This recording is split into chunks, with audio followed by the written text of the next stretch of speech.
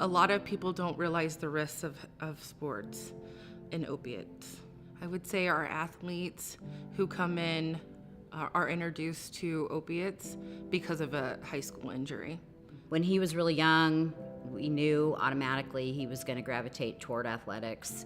He was not going to let anything interfere with his senior year eligibility. But in the process of all of this, he injured his shoulder. So the doctor prescribed him some pain medicine. Elliot will tell you that it helped with that, but he also did like the feeling that he got from being on those painkillers. So I played football and rugby, obviously rough sports. So I've had an array of injuries over the year.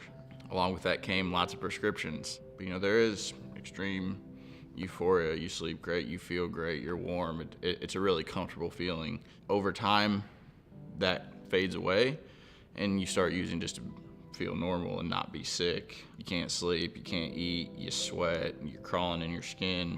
Everything else, priority-wise, takes a back seat, whether it's a job, relationships. It's important that parents and athletes understand if you do take opioids, a very short course is best, and it's going to keep you from getting into problems. There's been some research that shows that people who are on opioid medications for 10 days or more can have problems with addiction. 1 in 5 will have problems with long-term opioid use in that situation.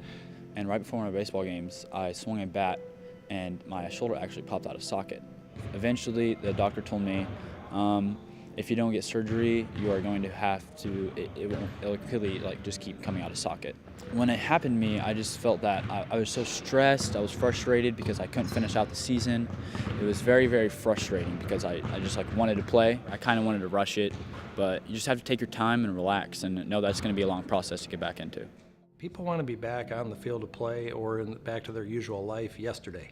Injuries are never convenient, and it's always a process of coaching, educating, helping people understand the normal biology of healing and the time it takes to heal these injuries, and helping them understand that, hey, we've got a plan, we can get through this, but you have to have some patience, you have to be diligent and compliant, and with the evidence-based practices, hopefully returning to things as early as possible. At the end of the day, we want our student athletes to be very open and honest with us, and so it comes down to trust and being able to have open and honest dialogue with your providers, and in this case, athletic trainers. Sometimes loading an injury and or trying to push through pain can slow you down and or set you back more than people think, and the old adage of no pain, no gain can be detrimental in those situations. Little did I know that decisions I was going to make when I was 16, 18, 20 years old would still be affecting my life when I was 30. That you don't learn that until you're 30. That those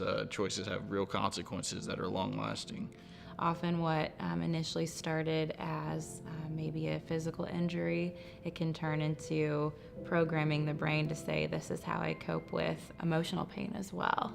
I think the biggest way that addiction can be insidious is the fact that it can be often very secretive, which gives it permission to continue to get worse. And so when we bring the addiction into the light of people who care about this young person, we find that that opens a door to healing.